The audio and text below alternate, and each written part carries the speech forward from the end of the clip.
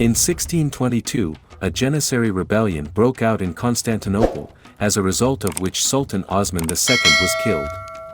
The rebels enthroned Uncle Osman II, Mustafa I, who, although he did not want to become a sultan, could not refuse the rebellious Janissaries. Since Mustafa I had certain mental health problems, he could not rule on his own, which is why the Grand Vizier Davut Pasha became the actual ruler of the Ottoman Empire. Not everyone in the Ottoman Empire agreed with the palace coup. One of these dissatisfied was the governor of the province of Erzurum, Abaza Mehmed Pasha, who conspired with the governor of the province of Diyarbakir, Ahmed Pasha, to raise an uprising against the new sultan. The conspirators planned to raise an army and take Constantinople by storm to deal with the murderers of Sultan Osman II. First of all, the conspirators expelled the garrisons of the Janissaries from all the fortresses and cities of their province and began to collect their own army. After some time, they managed to assemble a large 40,000-strong army and began to expand the territories under their control, trying to attract new supporters. The army of the rebels, having reached Ankara, laid siege to the city. Since the city was perfectly defended, the rebels could not take it by storm, so its siege dragged on. Meanwhile, in September 1623, another coup took place in Constantinople, as a result of which Mustafa I was overthrown and Murad IV, who at that time was only 11 years old, became the new sultan. The inhabitants of the Interfleuve also took advantage of the instability in the Ottoman Empire, who raised an uprising and, having killed the garrison of Baghdad, killed the local governor.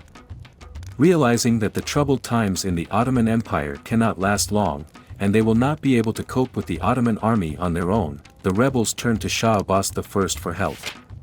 He, in turn, remembering that the Interfleuve previously belonged to the Safavids, declared war on the Ottoman Empire, supporting the rebels and establishing control over Baghdad. The Grand Vizier of the Ottoman Empire, who in fact ruled instead of the young sultan, was well aware that the continuation of unrest weakens the empire, so he hastily assembled an expeditionary force to fight the rebels. The Ottoman army set out on a campaign and with a swift march overcame the whole of Anatolia. In a battle near the city of Kayseri, the army of the rebels was defeated, and Abaza Mehmed Pasha asked the sultan for mercy and was forgiven. The uprising in Anatolia was suppressed, but in the Interfleuve the position of the Ottoman troops was not the best. To take back Baghdad, the Ottomans sent a large army to take control of the city. Since the Ottomans could not take the city by storm, they were forced to begin a siege.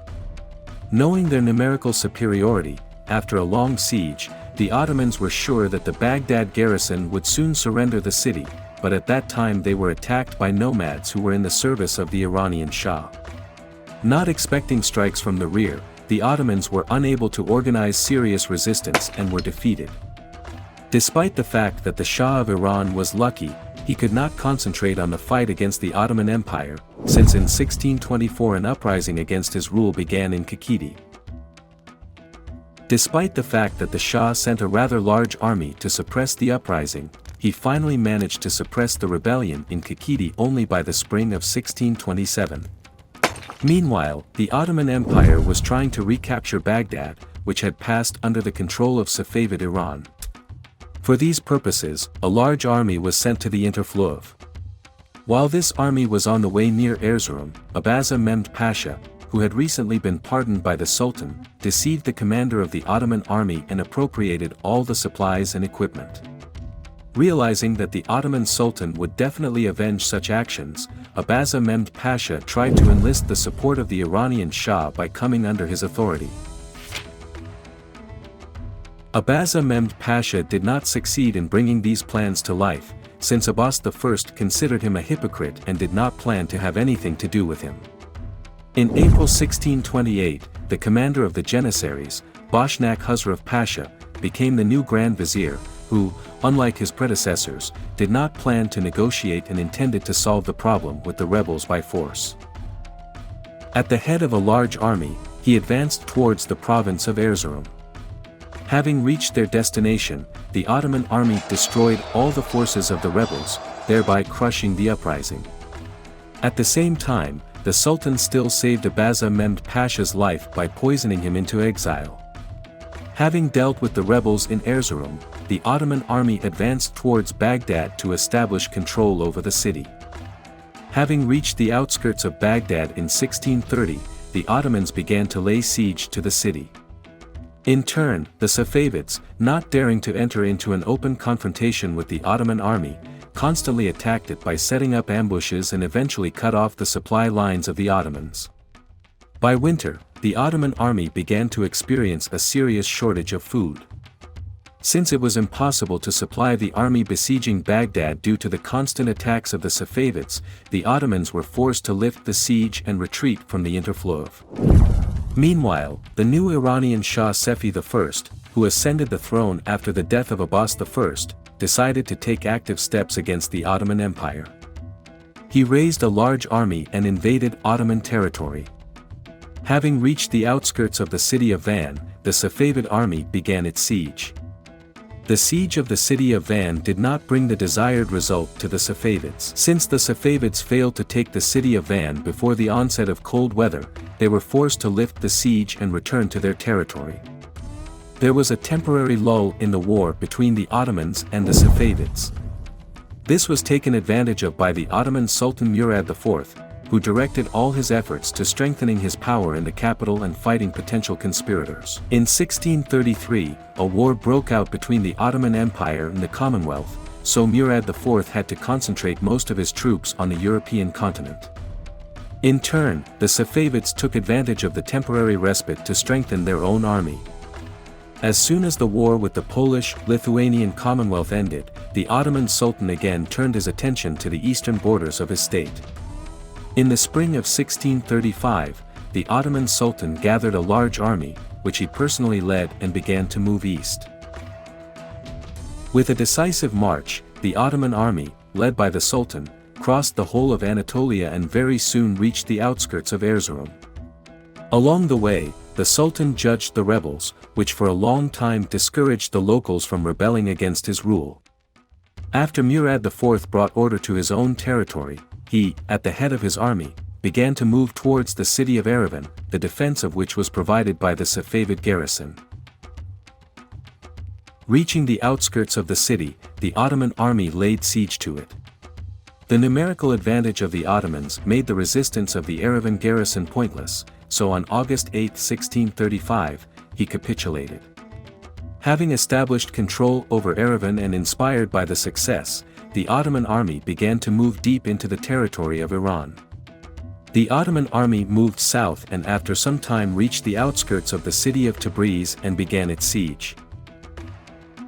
Unfortunately for the Ottoman Sultan, the siege of Tabriz did not go as he had planned. The fact is that the garrison of the city did not plan to capitulate, even despite the numerical advantage of the Ottomans. In addition, Tabriz had quite impressive defensive fortifications. For this reason, after a long siege, having failed to capture Tabriz, the Ottoman army lifted the siege and advanced towards the city of Van. After the unsuccessful siege of Tabriz, Murad IV decided to return to Constantinople.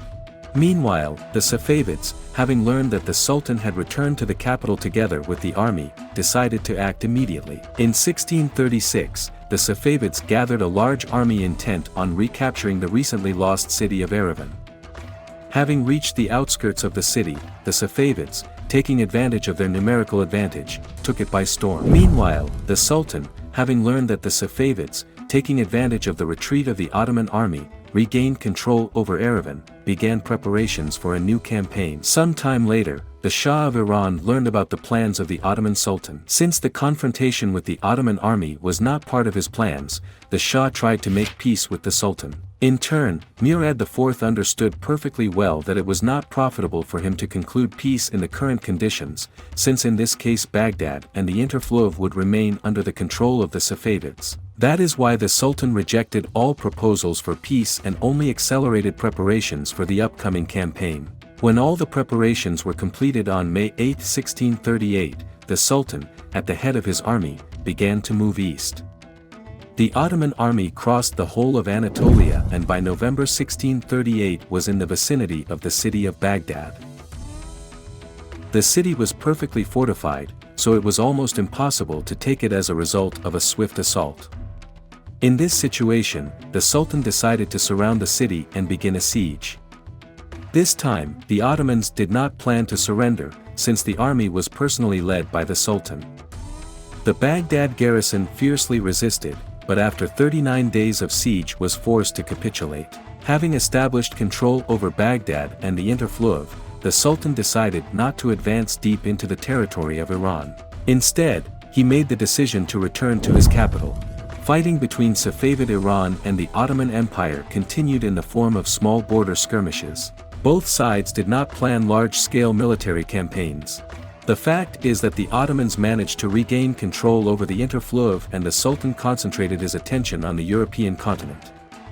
In turn, the Iranian Shah, having regained control of Erivan, did not want to start a large-scale confrontation with the Ottoman army. That is why on May 17, 1639, a peace treaty was signed between Safavid Iran and the Ottoman Empire. If you like this video, be sure to subscribe to my channel and click on the bell icon so you don't miss new videos.